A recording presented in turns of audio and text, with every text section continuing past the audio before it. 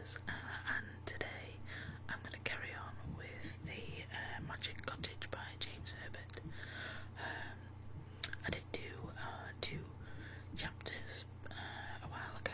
I'll post a link to that video.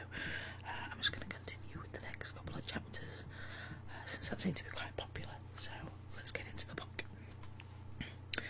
So there it was before us, and on initial observation the cottage was enchanting. I had pulled the car over onto the grass in front of the crumbling fence, and now we both sat staring at Greymere, Flora Chaldean's roundhouse. Midge, it seemed, as if in awe, and me, well, let's say pleasantly surprised. I'm not sure what I'd expected, but this wasn't quite it. The building really was round, although the main section facing us was conventionally straight, only one end curving away.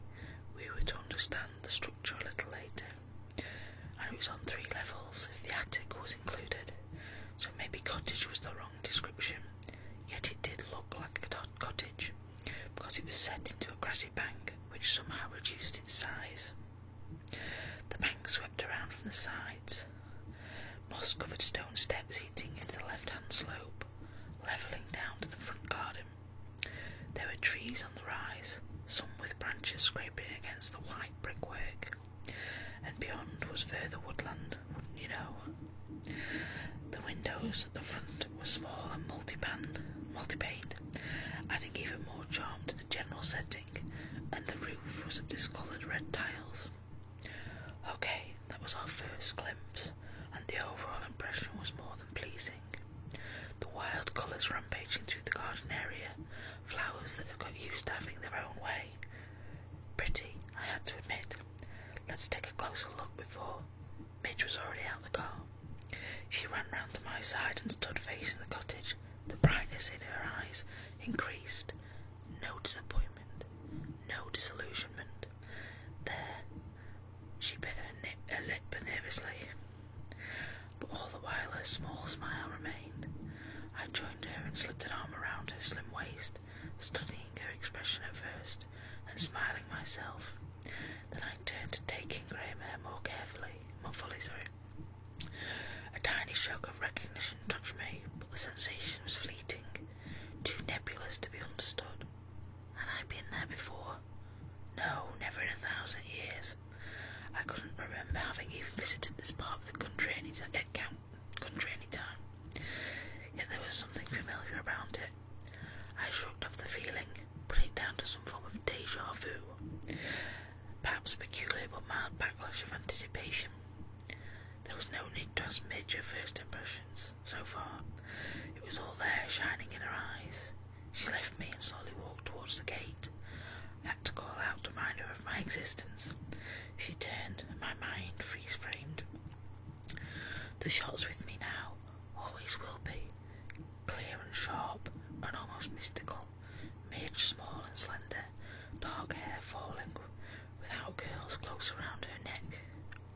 Her lips slightly parted, and in those sweet blue-grey eyes that tilted a little at the corners, a gleam of wonder and joy, an expression that disturbed me, yet made me happy for her at the same time.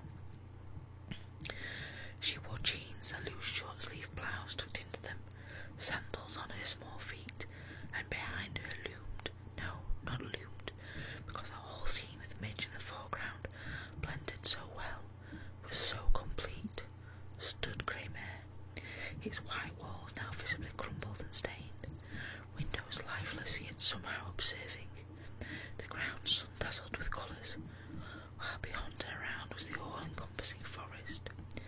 You might say it was a storybook scene, and certainly one to be impressed on the mind. Then she turned back, breaking the spell, and was leaning over the gate's catch. The entrance squealed open, and Midge stepped inside as I moved to join her. I reached to take her arm, but she was gone again, tripping down the overgrown path like an eager child, making for the cottage door. I followed at a more leisurely pace, noticing that on close inspection the late May flowers were not quite as bright as they had appeared from the distance. They had in fact that end of summer look, when Most flora is past its prime and wearying into decline. Their petals curled and dry. Not to put too fine a point on it, they looked pretty sick. Weeds flourished everywhere, healthy enough specimens there. The path was made of flat, broken stones, and long grass pushed through the cracks, almost smothering the hard surfaces in parts. I found Midge peering through a grimy curtainless window, one hand forming a shadowed tunnel between her forehead and the glass. Grubby through the panes may have been. They were a good old-fashioned thickness. I could see smooth ripples near the base where the glass had relaxed before hardening. Unfortunately, the frames were rotting and flaky.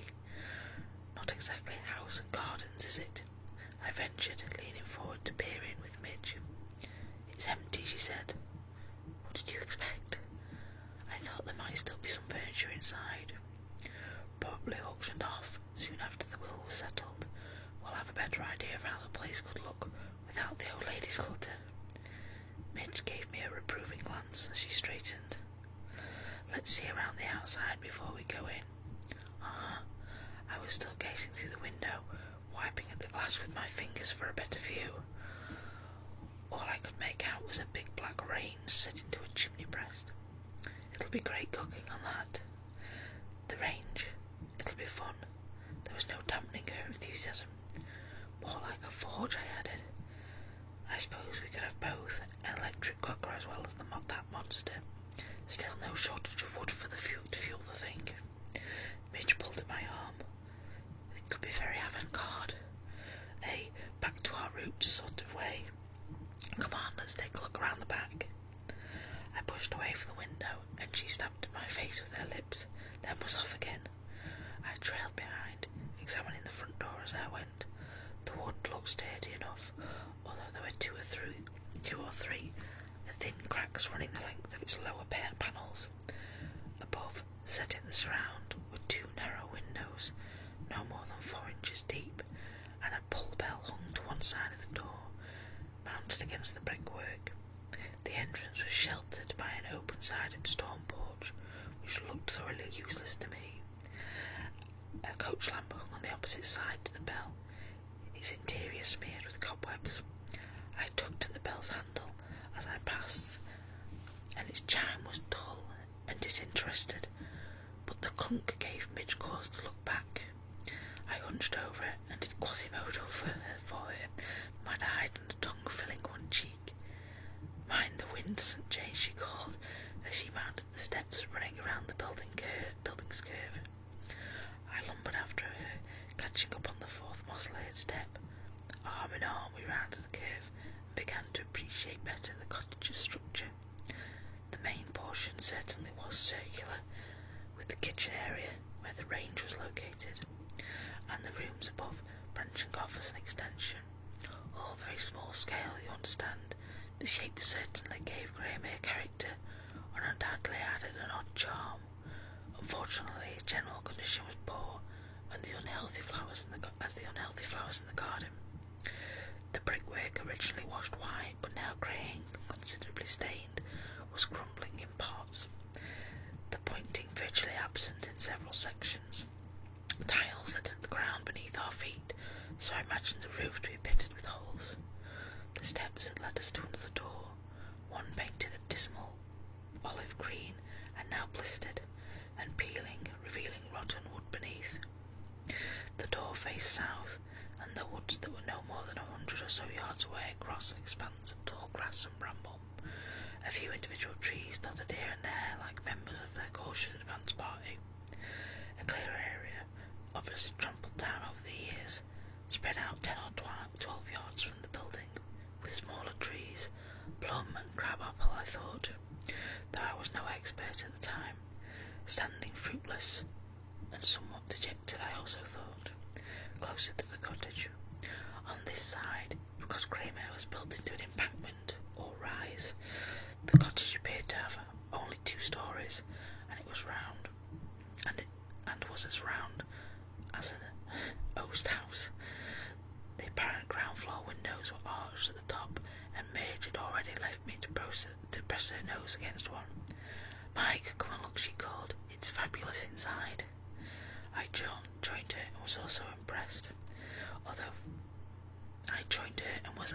impressed as she, although Fabulous was stretching it a bit, for the curved walls accommodated 3 longish windows, which must have enabled the room to capture the sun's rays throughout the day. Opposite and through an open doorway, I could make out a hallway with stairs leading up and down. Presumably another door led off to the squared section of the building from the hall. Sunlight fairly glowed from the walls, no shadowed corners could be found. Even the dirt on the windows unable to suppress the radiance from outside. It looked warm and happy in there, despite the bareness. And oh yeah, it looked inviting. Let's sit for a moment. I had noticed a weather-beaten bench tucked in the corner, where the straight wall of the cottage peeled away from the circle. The wooden seat looked as if it had either taken root or had grown from the very earth itself. I want to go inside, Midge replied impatiently. Sure, in a minute. Let's just take stock of what we've got so far. She was reluctant, but moved with me to the bench, where we sat and gazed out at the nearby woods. They seemed thick and impenetrable, but at that time not the least bit sinister. It's wonderful, Midge sighed needlessly. So much better than I'd expected. Oh, really? Between you and me, I thought you expected quite a lot. A frown marked her face, but didn't make her any less pretty. I just knew instinctively it was going to be right. I held up a hand. Wait, we haven't been in there yet. We don't need to. Oh, yes, we do. Let's not get carried away here. They had said in need of renovation, right? That might just be enough to push it over our price. The outside alone's going to need a lot of repair, and God knows what the inside's like. We can take that into account when we make our offer. I think that's already been done by the agent. He told you over the phone the kind of price they're looking for, but unless we go under that, we could have trouble finding the cash to make the place livable. I was saying all the wrong things to Midge, but I had to make her face up to the reality of the situation. She studied the ground, and though an answer might lie in the soil, when she looked up again I could see stubbornness had set in. No, not exactly stubbornness. Midge wasn't that kind of person. Let's call it quiet determination. She was generally pretty soft and pliable.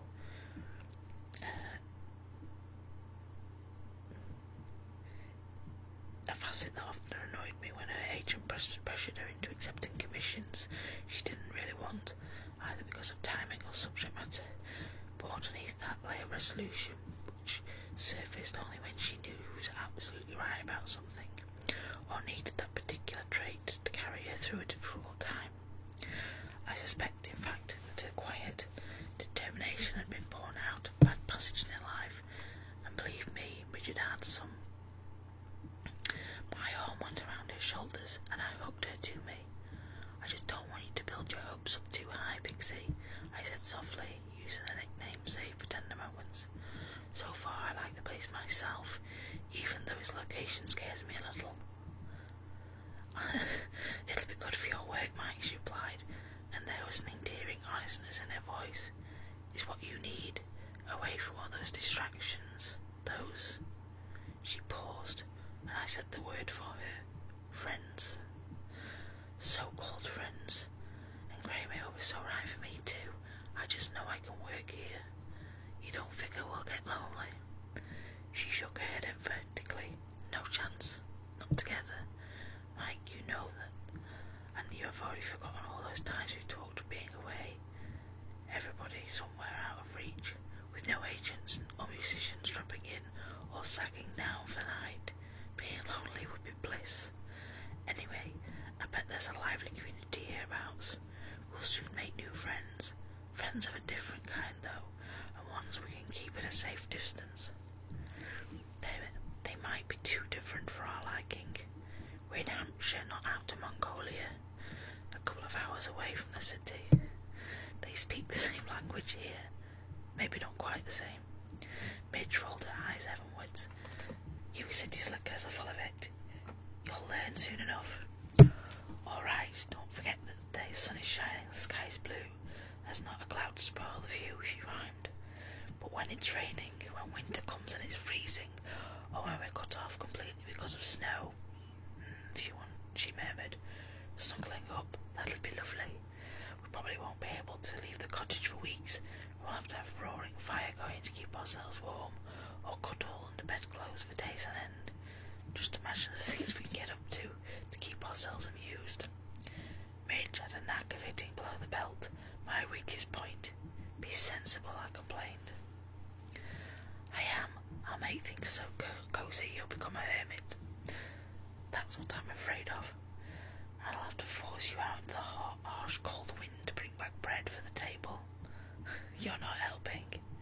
She became serious again, but still smiled when she said, Feel this place, Mike. Close your eyes and really feel it. Grimmair is so good and perfect for us.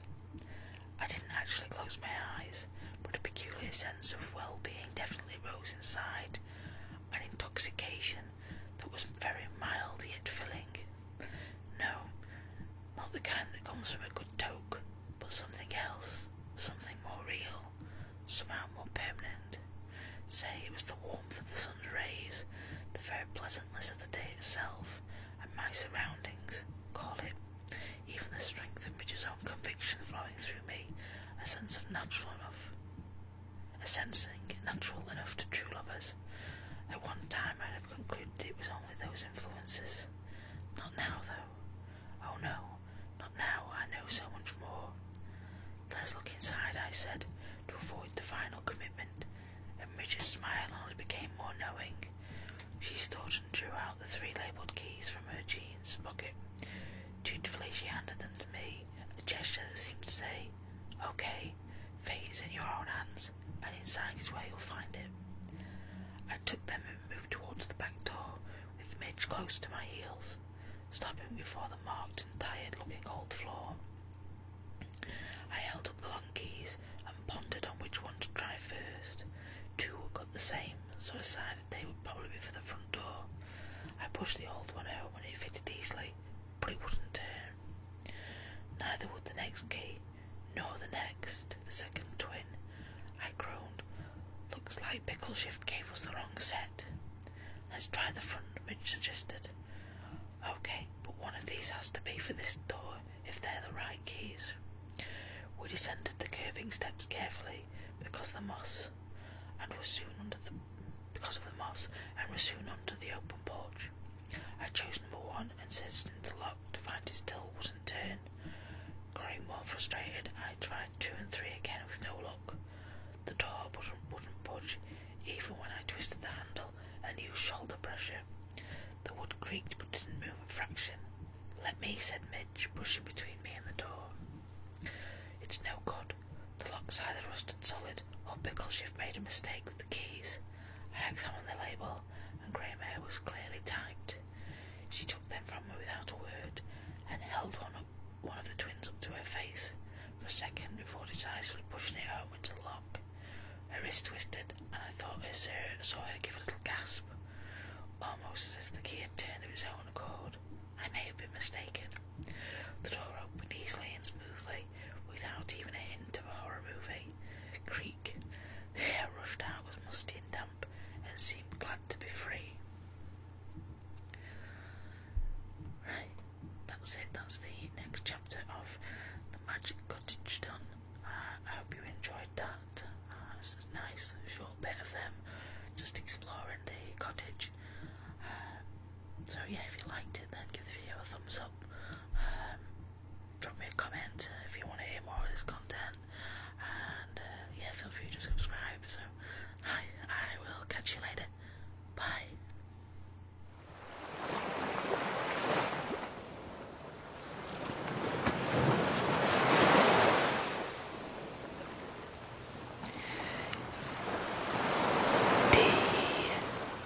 DSW,